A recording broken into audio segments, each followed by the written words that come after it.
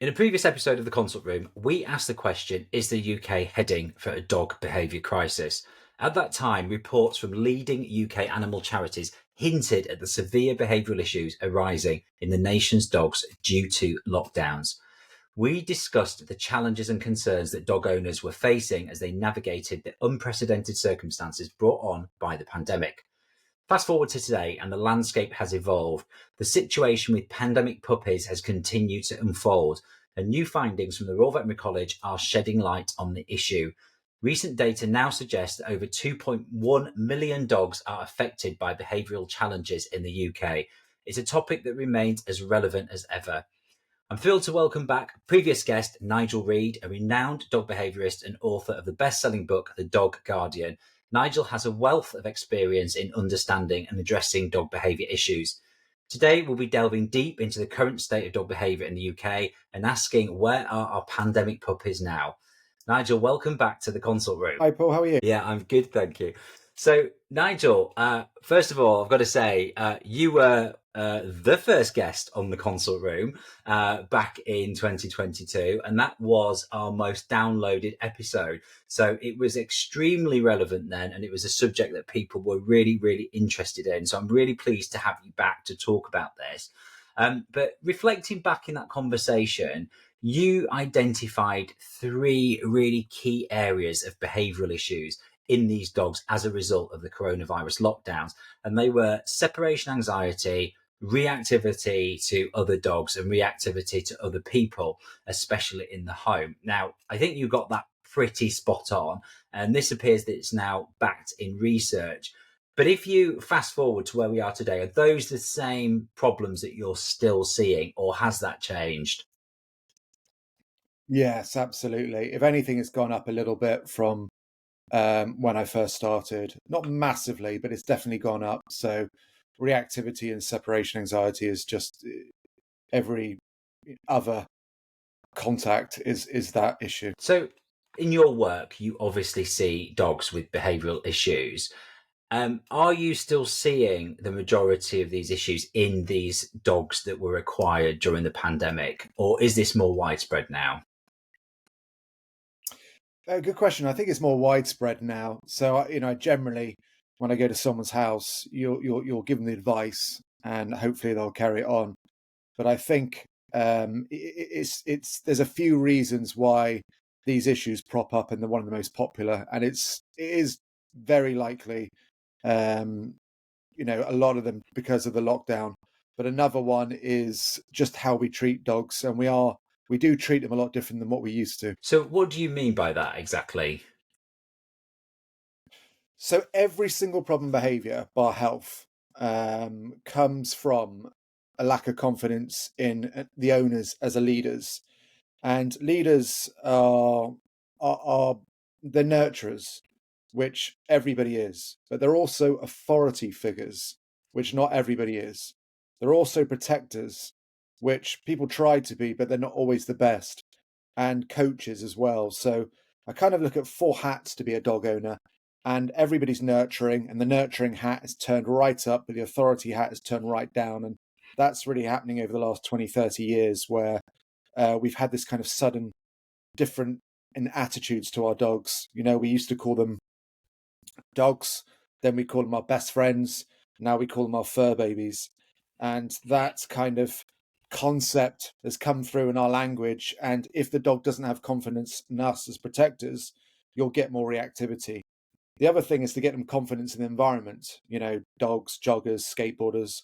Well, during lockdown, it's very hard to get them confident in the environment because we couldn't meet other dogs. So that confidence levels come down as well. And the other one is confidence in what they should be doing. And I think that there's so much information out there now that no one really knows what they should be doing. I say no one. Many people don't know what they should be doing because there's so many different ideas of dog training that people get confused and start freezing, and then they don't really know which way to turn. So if every day their goal was to make the dog more confident in them as a leader, more confident in their environment, and more confident in what they should be doing, they'll be on the right path. So, Nigel, from what you've said there was the changing relationship we've got with our dogs has become a bit of an inherent problem in terms of how we interact and train and manage their behaviour. But the pandemic did give us a really kind of shock set of circumstances, didn't it? With the lack of socialization and social distancing. So that was layered on top of this, what you're saying is a kind of a gradual issue that's a societal issue that's in the background. But can you just kind of just recap a little bit? Because just to be clear on what happened in the pandemic that has caused so much problem, so much issue. So during the pandemic, because the lack of training classes, the impulsiveness to want to buy a dog, because it was a great moment for people because they had so much time, but it wasn't a great moment in the sense that you couldn't meet people, you couldn't have people around your home, you couldn't socialize your dogs. So obviously that was going to have an impact. And that's what I put down as confidence in the environment. We couldn't boost the confidence in the environment, which is, even though there was a lack of leadership, slowly permeating in our society already, then we had the environment on top, and that's a recipe for disaster. So people just couldn't socialize their dogs from an early age, and they couldn't get people around. And then the dogs having a natural kind of defense to people and dogs is to accept them all from 0 to 6 months and assume that their owners are doing the right thing. So generally, when you socialize a dog with people and dogs in those first early formation months, they're a lot better when they're older. But if you miss that window, it becomes a lot harder. So the study that I referenced earlier from the Royal Veterinary College actually also highlighted that there was a potential link between what they described as poor purchasing practices and poor behaviour. So I think in the study they suggested that during the pandemic, because of the need to socially distance, people were more likely to buy puppies outside a person's home, not see them with their mother. They're more likely to have purchased dogs with a passport, suggesting they've been imported into the UK. So in addition to all the factors of socialization and things, there was also these pre-purchase kind of issues that potentially we know in studies has linked to poor behavior. Now, I just wanted to ask, from the dogs that you're seeing now as a result of the pandemic, do you ever ask how they acquire the dogs? Because I know in the veterinary sector, we often get that information, because it does actually give us a really clear idea about some of the health issues that could potentially, arise in those dogs that haven't been acquired in the best way. But have you seen that as well? Yeah, I have. But to be honest with you, I didn't put together the poor purchasing behaviors with lockdown. So it was really interesting to hear you say that. But yeah, when I speak to clients about their dogs, it's very often a story of, oh, we went there and my child saw the puppy in a bad way, was crying, and I couldn't leave the puppy there. So I think that even though, there might not be as many puppy farms and all those sorts of things around, I think still people can sell dogs even under poor conditions, because it plays into our guilt and our kind nature of wanting to rescue those dogs. Yeah, it's really interesting. Another feature of the pandemic as well was there was a lot of kind of first time dog owners as well. And I think there was a study done by PDSA as part of their annual paw report that said last year in 2023, 41% of all dog owners are brand new owners. Now, we're seeing that in the veterinary sector because people are, not as experienced as dog owners. And with that experience comes all sorts of kind of knowledge and expertise in how to care for dogs. So we're seeing it from the health side. But are you seeing lots of owners that are completely new in your line of work as well? I've not. When you do these statistics and when you do these kind of broad reports, you do get a really kind of in-depth study of things. Whereas my study of stuff is a little bit more insular, and it's not very accurate because, as far as I see, every single dog out there is pretty badly behaved, because that's all I do every day. I go into people's houses, and my references get a bit messed up, to be honest with you, and I end up thinking the wrong thing. So I do like these studies because it does give you a better holistic overall view of what's actually happening. but I would say I haven't really noticed as much with the new dog ownership. It's not something I've really picked up on. I don't think it's any different than what I've seen in the past, perhaps. But like I say, my references aren't the best. Yeah, it's an interesting one. We don't always ask that question as veterinary professionals, but it does have implications for owners if they're brand new, because they don't know what we might consider as basic healthcare in terms of, parasite treatments, vaccinations. It's almost like a lot of those things you almost take for granted in dog owners now, because you think that and people have got different views on all of those things. I appreciate that, but most people will know that there's diseases that can be acquired from dogs that are preventable. But it's really interesting in this new tranche of owners, because their basic knowledge levels are in a different place to people that are more experienced. But what I found is that people will often go to different sources to get that information, and vets are sometimes not always the first people that you might go to. And a lot of the new owners are actually quite a lot younger, with a young in that younger demographic. You get a lot of people that will go online and look at influencers and find other experts that they want to, who they perceive as experts, should I say, and get that information from. So I just wondered if, you might not have palpably noticed that there is a new kind of generation of dog owners, but do you find that there are people that are coming up with different theories on how to do training, and that other people are sort of moving into that dog behavior space who might have some strange views or out there views from what is a traditional behavior stance? Oh, 100%. Ever since I started, I was always wary of the man in the park, and the man in the park knows everything. And the fact is that the man in the park can tell you something with one variable, not a multivariable situation, because it just doesn't translate. You'll hear something with one variable, for example, like huskies pull, or this breed does that, or you must enrich your dog. And whilst all those things have an element of truth in them, you need to look at all the other variables. And the one variable idea just gets quickly spread around our culture and our thinking like wildfire, because it's easy to translate, but it's too simplistic. So yeah, that's always been there.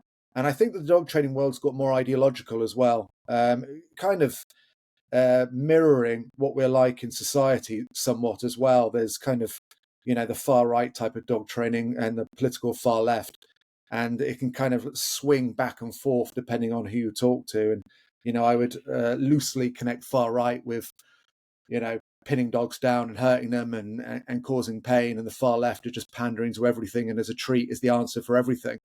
So you get those extremes, and personally, I don't think, I barely use any extremes unless it's in extreme cases, which is very rare.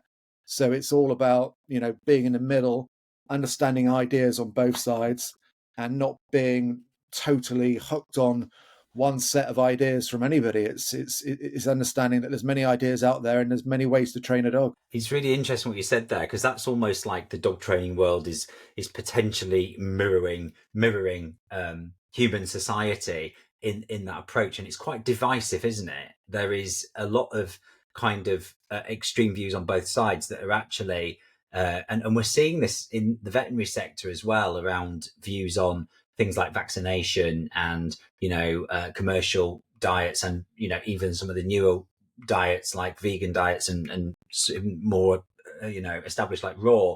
It feels like everybody's very polarized on these things, and there doesn't appear to be much kind of leeway for people that sit in the middle and just want to take a sensible approach and consider everything. Do you find Yeah. that as well, that people are either over here or over here? It's the bane of my life, to be honest with you. It really, really bothers me, because when we're this polarized, we can't swap ideas. We put ourselves in these tribal camps, and then we think the other person's wrong. And it's like everybody is right some of the time. And I think that just generally, conversation is very hard to happen these days, because we come in our tribes and we think the other person, they don't agree with us. It's on some level it's a threat. So no, I'll listen to anybody's ideas, even if they what I deem is a little bit cruel. I'll still listen to them, and if I think it's cruel, I'll try and have it out, have a conversation with them. But I just don't judge these people as long as they're willing to talk. But it's really annoying when people don't want to talk about it and they seem to have a barrier up, and think my way is the right way. I don't even think what I do is right 100% of the time. I think there's always room for a little bit of improvement, but it's just having that open mind with everything and willing that you may be wrong with so many scenarios, and that will create an open mind and not lead you to make too many mistakes. One thing I wanted to pick up with you, I know you referenced there that some of these studies get some quite surprising stats. So I'm going to throw another one out at you here and see what you think about it. But in that study from the Royal Veterinary College, they established that from dogs that were required in those lockdown periods, 96.7% of people, that's almost 100, that's about 97%, reported that their dogs had exhibited at least one problem behaviour up to 21 months of age. I look at that statistic and I know that there is a rising problem with dog behaviour, but I would never have predicted 97% of people reporting problem behaviours. Are you surprised by that statistic? Hard to know, to be honest with you. I feel like if it was me 20 years ago, I would have been, nope, my dog's perfect. I'm not going to mention that. But yeah, it seems like everybody's like putting their hands up and saying we've all got issues. How bad are these issues? Are they, like I say, a bit of pulling on the lead or a bit of jumping up? It's just not that bad. So as long as it's not serious. Now, one thing that did come out of that study, which I did think was a more serious behaviour problem, was separation-related behaviours, and that was a third of those dogs. And I know we talked at length on the last podcast about how stressful separation anxiety can be. Again, I just wanted to reflect on that because, you referenced a case that you'd seen, and I'm sure that you have seen many, many more since then, where the owner was really struggling to be able to leave the house because of the separation anxiety that their dog had. Do you have any more cases that you can share with us about this? Because it seems a real issue if a third of those dogs all had separation related anxiety. Yeah, I had one recently, and the lady's dog was on her lap all day while she was working. And I was like, you need some more degrees of separation between you. So the dog is thinking, okay, when the person gets up, I don't want this to happen. Why? Because I'm losing warmth, I'm losing comfort, and I don't feel particularly safe when you leave. But if we could get rid of two of those variables, where the dog was on the floor and it wasn't getting comfort and it wasn't toasty and warm, and then the lady walked off and came back again relatively quickly, then that wouldn't have been too much of a problem. So it was kind of interesting to me how we do have to build more degrees of separation in with what we do, be that go in the bedroom and watch TV for half an hour with your dog in the front room, or not have your dog on your lap for X amount of hours a day. And just each little thing you can do, like a kind of little atomic habits, can get you in the right direction with this. But yeah, I thought that was an interesting case because I could really see what the dog was losing in this case. And there was many variables compared to your average just feeling safe. And how long does a case like that take you to work through to kind of resolution? It depends on the person. So the dog is usually, if it's just the dog, it's usually a few weeks if I'm doing it, for example, maximum. But the owner has got the hard job because they're so emotionally attached to that dog that they struggle with the details of it. And I don't think dog training is rocket science, but I do think it's very emotional. And it's hard not to be emotional over something we love so much. We don't want to see them in any discomfort whatsoever. We constantly want to please them. And that's going to happen so many times throughout the day. Whereas when I'm working with a client's dog, that emotional attachment just isn't there. I'm being paid to do a job and I just get on with it. And as a result, it's a lot quicker to get the result than it is with the client. But let's say a client may never get it.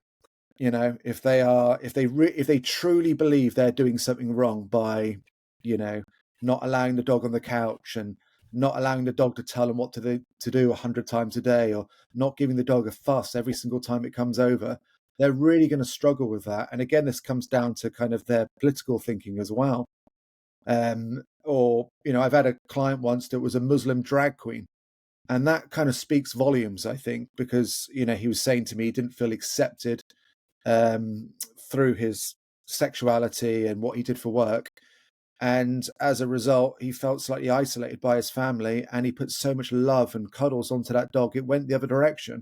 So it's really interesting. It's real human case studies as well as dogs. I find that really fascinating how, and it really does play out, doesn't it, in how our own personal lives can really affect the relationships that we have with our dogs, and how we, treat them, and ultimately how their behavior could result. Just going back to, and we don't have to go back to that specific case, but have you got any kind of insight into how that relationship with a dog, or how any relationship with a dog can affect its behavior? Could you give us some more examples?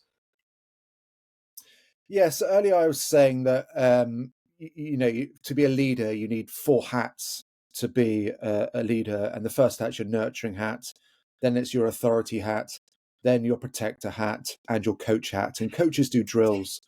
So if we're not doing loads of drills every day of leaving the dog for short amounts of time, the dog's not going to get used to it. And if we then do a big one of just leaving the dog for 3 hours all of a sudden, the dog's going to find that very traumatic and then do everything they can to stop that happening again, following the person around constantly. Some dogs, they're fast asleep. The person gets up, they're awake straight away because they feel they could be left. So it's knowing when to put what hat on at which time. And a lot of the time, when people should have their authority hat on, they've got their nurturing hat on. And I think that this is what we get wrong so much. We think having a dog is, our cuddle slave, and should be there for us to fuss and love anytime we want, and that should be reciprocated. But they thrive on boundaries. They absolutely love boundaries. They feel secure like children do. So it's knowing when to put boundaries in, authority hat. It's knowing when to be a protector. Someone comes to the door, a dog hassles your dog. Be a protector. Show the dog that you'll take care of them. Then it's knowing when to be a nurturer, and then it's knowing when to be a coach. And I think that that's what people get wrong. And if they have the emotional awareness of knowing which hat to put on at which time, they'll get results. And I've made this mistake with my child as well. I've been a nurturer when I should have been an authority, and I've been an authority when I should have been a nurturer and listened. But it's a constant, what's the word? It's a constant analyzing of how you're being and what your child's doing, and we don't always perfect it. One of the models that I keep coming back to is something that I studied as part of my leadership journey, and it's that situational leadership. It's where you look at the situation you're in and you adapt your style according to the needs of that person. But I guess that could apply to a dog, isn't it? Like what you said there, the four hats. Okay, what is happening here? If I assess this situation, who do I need to be? How do I step up for that dog? I really like that model because I think it makes some things quite clear in my mind. Like you said, you do need to have that nurturing hat on, and you do, sometimes your dog does want to cuddle. And I know for Rodney, he wants, there's a very specific time of day where he wants to come and he wants to have a bit of a hug, and that's on a morning. The rest of the day, do not try and pick him up for a cuddle because he's not interested. He'd rather just do his own thing. And I think the mistake that Yeah. I've seen people make, and who live in my household, is that they want to pick him up at a time that he doesn't want to be, and he almost kind of sits there and like, oh, like you can see him going, get off me, like I really don't want to be here. And it's but then it's hard for people to understand that that's a different situation than it was at 7 o'clock in the morning when he wanted his morning cuddle, isn't it? It was really interesting before when you talked about the extremes of beliefs around training, because one thing that did come out of the study that we've been talking about is that there was a higher number of people resorting to punishment-based training methods, and I think it was 82% in this population of dogs that was studied. And I found that was quite surprising for me, because I wouldn't have expected that link between new first-time dog owners, who I would presume would be more on that kind of nurturing side, to then adopt, or the majority of them adopt, punishment-based training techniques. So I was just wondering if that's something that you've been aware of in your sector, or whether or not you could maybe shed some light on why people might have been drawn towards those kind of techniques. I was really surprised to read that as well, because it's just not my experience. of working with people. Anytime I meet people, nurturing's up, authority's down. And I'm like, it needs more authority, but obviously leveled authority. We're not talking about hurting or intimidating the dog. We're talking about kind of calm assertiveness, where you move the dog back if it's pulling on the lead, or come home if it's an extreme case, or maybe put the dog in another room if it's barking too much at you to get your attention. But I can only assume that if it's people using slightly more aversive punishment techniques, it's down to frustration. And just today, I had a phone call from somebody who was doing quite aversive techniques, but they were treating the symptoms of the issue, not the disease, and therefore, or the cause more to the point, and therefore, they just kept punishing the dog, but they kept fueling the dog to keep doing the same problems. So, like, I'm not against consequences at all, but what I am against is not looking at things holistically and getting frustrated at a dog's behavior and not looking at the reasons why it's doing it. So once you know why they're doing it, then you can be calculated on your next move. But if you don't understand why, you're going to fall short. So getting to the root cause of a dog's behaviour is really important. In your book, you talk about that a lot, and how we as leaders need to respond to that dog's behaviour.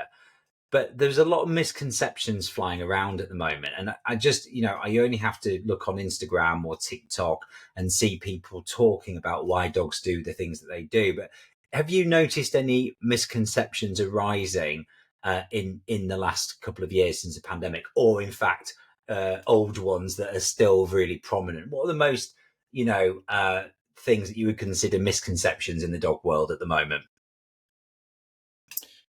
I think always looking at something with one variable. So I had one client who the dog had quite a few behavioural issues. The dog was fearful of people coming to the door. The dog was fearful of dogs. The dog pulled on the lead, and had a lack of confidence in the owners as leaders, had a lack of confidence in environment, had a lack of confidence in what it should be doing. Everything comes from those three things again, bar health. And this lady went up and read about enrichment. And she goes, "Oh, well, the dog needs enriching." It's like, okay, that's true. The dog does need enriching. But what she was doing was she was allowing the dog to take charge more, because she put it under the guise of enrichment. And she heard that you've got to let your dog pull and, well, sniff and wander around freely. But this dog didn't need more nurturing in the form of enrichment. It needed more boundaries. It needed more authority.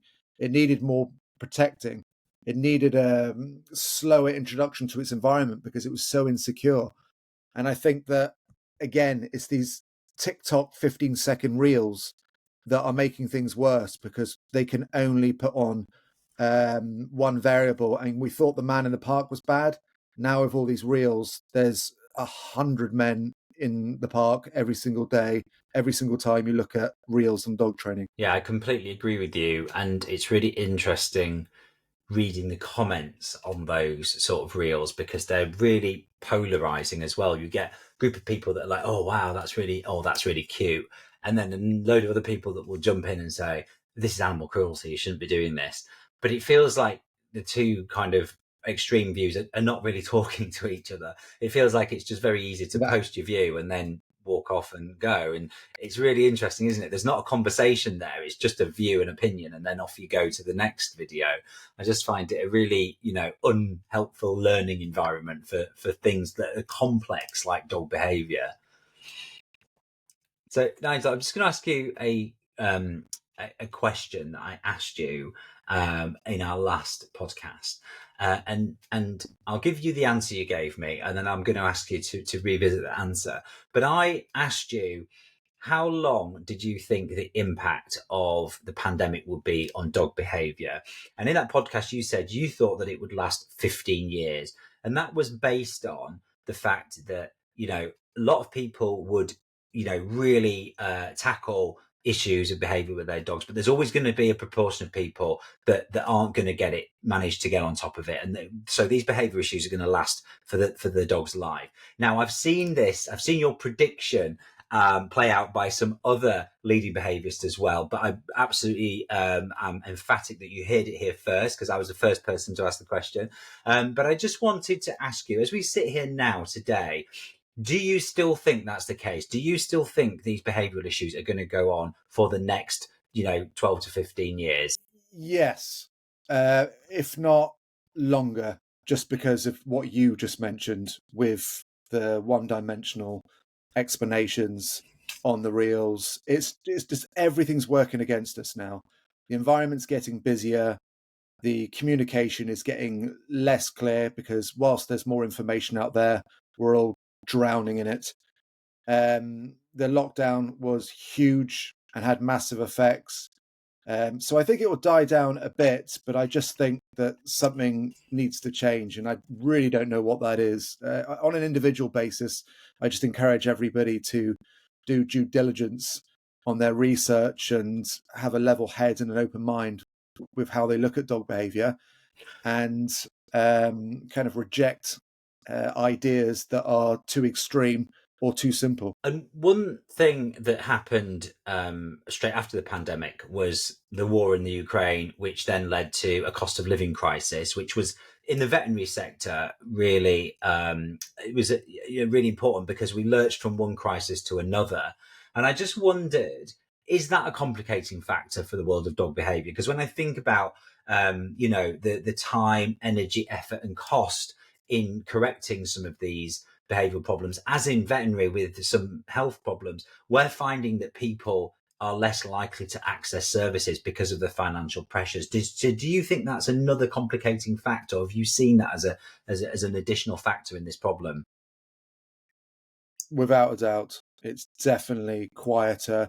There also seems like there's more trainers around as well. I don't know if more trainers became, um, changed professions during lockdown. But yeah, it's definitely quieter out there for business than it was before the pandemic. So that's a bit of a concern, isn't it? Because what you're saying there is or what we know is that the dog behaviour problems are increasing in the UK, and yet there are less people potentially accessing the services of a behaviourist or a trainer. So in actual fact, even that tells me that the problem is probably going to get worse. What I didn't get right on your last podcast, it was I was too optimistic. So whilst I was saying yes, these behavioural problems are going to sort themselves out after 15 or so years, I was too optimistic about how things would happen. But then the crisis came afterwards, so I'm a lot less optimistic, unfortunately, now about the situation. But I just hope somebody comes out with some sort of solution with it, because it's not looking very good at the moment. Oh, Angela, it's a shame because you really filled me with hope in our last conversation, and you really did allay some of my fears about the state of dog population. But as we sit here today, we're obviously in the midst of the XL bully type ban as well. Now, that was following a series of extremely high profile dog attacks, which resulted in a number of major injuries and even fatalities, and that's led to this cascade of events where another breed has been added to the banned breed type list. Now, do you think there's more of this to come? Because this really concerns me that we've still got a load of dogs out there with unaddressed behavioural issues, and it doesn't feel like as a nation we're really getting on top of it. Do you think there's more things like the bans to come? Yeah, 100%. I get asked the question very often on consultations about what do I think about the XL bully ban. And I show my clients a picture of these other dogs that I'm following on Facebook page. And it's people breeding these other dogs, and they look stronger and tougher than an XL bully. And all it needs is to fall into the wrong hands.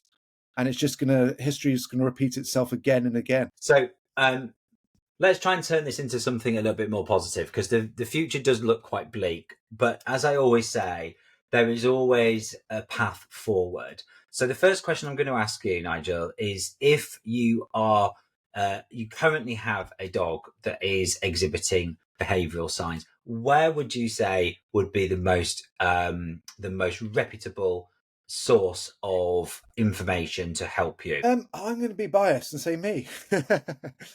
It depends, because we've all got these different ideas, and it really actually depends on who says it in such a way that lands. And it's a funny one, because I just don't think every trainer is for every person. It really, When, as I was talking about the 4 leadership hats earlier, I just don't think everybody's capable of being an authority.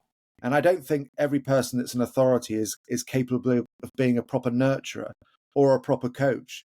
So there's loads of different training techniques in those hats. So, the purely positive reinforcement training technique, for example, is very nurture based, not much authority based. And then you get games like, dog training, like play games with your dog to train them. And that's very kind of coach slash nurturer, doing drills and games with play. And then you get people that are a little bit more militant, and they're more authority based, and they can go too hard with that. And it's not really about it's not just about what the dog needs. It's also about what you're capable of. So it's really about finding a trainer that fits your narrative, because if somebody, real gentle person, goes out there and they've got a dog that really needs boundaries and authority, and they meet a trainer that makes them feel quite uncomfortable with how many boundaries they're putting on and how they're doing it, it could be the right trainer for them, but it's not going to be the right trainer for the person, if that makes sense. So it is hard. There are so many trainers, and it's hard to give a definitive answer of just go there or just do this. But I would say look for someone who's open-minded and understands and listens to you, and doesn't say that person's wrong, that person's categorically wrong, and says, oh, I understand why they do what they do, and they're coming at it from that angle, but I come at it from this angle because I believe your dog needs this. So an open-minded person that can see things holistically, I'd say. So do you have anything kind of positive to say about the future of our nation in terms of dog behaviour? Because I feel like we've gone through a lot of areas that are quite concerning, and in the light of the recent changes to legislation, it does concern me about what's happening out there in our prospective sectors. But give me some rays of light, give me some positivity. What are you seeing that gives you hope? I'm filled with hope every day on a basis of who I meet. So it's when I see these studies is when it gets me a bit depressed. And that's why I was slightly, quite wrong on your last podcast, because I was looking at it from an optimistic view as how I do from the people I meet. But when you see these studies of what's happening and how many behavioral issues people are reporting, it can get you down. But if I just look at my own worldview, everybody I see, every house I go to, it's full of kind, lovely people who want to do right by their dogs. And if everybody could see the people that I saw every day, they would have a different outlook on the whole dog situation, because it's just kind people trying hard is all I say. I think that's a really good point, Nigel, because I think, and I will probably echo that, in the fact that the majority of people we see in the veterinary sector all also care deeply about their dogs, and they don't want to do the wrong thing. So I am really pleased to hear that. I guess what we're trying to do is reach the people that are struggling, because if we start from that base position, everybody wants to do the right thing, then it means that we can change, doesn't it? It means that we can progress. So what would you say? First of all, how would you recognize that your dog is having a behavioral issue, and what are the steps that you would take that may lead up to you, contacting a behaviorist or a trainer like yourself? What advice would you give? So how would I know behavioral issues are arising? I would see the dog trying to take control more. So they might try and take control more at the door. And this might manifest in just trying to get there quickly, or barking a little bit, or it might be jumping up. And if you don't address these things, then it gets to serious barking, or at worst case, biting. So we've got to see the prelude to all these behaviors. And then a behavior of, for example, not coming back. As soon as your dog stops listening to you a couple of times, pull it back a couple of steps, put the dog back on a long lead, or keep the dog on a short lead for another week or two. The behaviors happen, and if you could get them in time, then they're not going to develop. So pretty much there's a range of behavior that happens from a dog taking control in any area. If you can identify it at its early stages, then it's not going to develop. I'll give you an example of that. So let's say reactivity. A dog has a defense response of flight, freeze, or fight when it feels unsafe. flight, run away, but you've also got subtler versions of that, walking away or avoidance behaviors. And then you have freeze, but you have three types of freeze. You have a submissive freeze where dogs may roll on their backs. Then you've got an assertive freeze where they go up to the situation and they can look a bit stiff. They can also look friendly at this point as well. And then you've got an aggressive freeze, lunging and barking. And then you have fight. Nearly always your dog is doing an assertive freeze before it goes to aggressive freeze. So really identify where that is. You know, I had one client's dog who go up to every single dog it would see and do a submissive freeze. And every now and then I'll get off his back and try and kill the other dog. And the owners were so confused. I don't get it. He's normally so friendly. And I was like, he is being friendly, but his motivations for going up to every dog is around safety. And he's going up constantly providing for his own safety needs, using a tactic to get out of every situation. But the client doesn't see it like that. The client sees it as either good behavior or bad behavior. So they see assertive freeze, going up to the other dogs and going a bit stiff is good, not bad. Or they see a dog rolling over is good, not bad. But when it attacks, oh, then it's bad. So if you see these behaviors develop, get on them quickly and then call a behaviorist and see what they think about it. Do you have any more examples of behaviours that an owner might misinterpret? Because that was a really good one, I think. And I know I've heard you talking about that case before, and I found it really fascinating that what the owner was interpreting was, oh, my dog's being really friendly, and I don't understand why all of a sudden it's gone from being friendly to being aggressive. But are there any other key things that you find that people misinterpret? So a key behavior that I feel people misinterpret is, for example, pulling on the lead. Let's say that people interpret that as just wanting to get to the park. And I never feel that there's just anything. I think that that's always using that one dimensional, one variable thinking. So a dog pulling on the lead, yeah, they might be excited to get to the park, but they're also controlling the situation. And what other areas are they controlling in? Now, they may be controlling when it comes to food. They may be coming up to you. And at that point, you may be feeding them. Or they may be controlling when it's time to play throughout the day. And all these add up. It's really understanding the difference with causation and correlation. Usually it's not one or two things happen. It's a load of micro things that happen, which the dog is taking control, and the dog gets control, and then the behaviors become severe. But they don't see it at those early stages as control. They identify every time the dog comes up as a cuddle, or when the dog pulls on the lead is excited. And they have what I call a rose-tinted doggy translator and translate every behavior which I deem as taking control as lovely or kind, or the dog's doing this. So it's really thinking, are you making the decisions for that dog, or is the dog constantly making the decisions for you? And if the dog's constantly making decisions for you, it's very likely to catch up on you at some point down the line. I think that's a really important point there, that actually not only understanding the behavior can help you address it, but it also gives you the heads up and the idea that there is an inherent problem with the way that their dog views you as a leader, and actually wants to take the lead in a number of situations. So yeah, no, I think that's really insightful. Nigel, I'm just really conscious of time, but I just wanted to ask you. So I know that you have got an abundance of really great resources. So can you just give our listeners an idea of your book and where to find you online, and your YouTube channel? Because I spend a lot of time looking at your latest videos on YouTube. So just give the viewers an idea of where to get your help from. If you Google The Dog Guardian or my name, Nigel Reed, you'll see I've got many helpful videos on YouTube. And then my website, The Dog Guardian, is got online courses and a book which teaches you how to do address problem behaviors. The online course is really about reactivity and very thorough. Nigel, thank you so much for your time today. It's been a pleasure talking to you as always. And I hope to get you on again soon. Fantastic. Lovely to see you, Paul. Take care.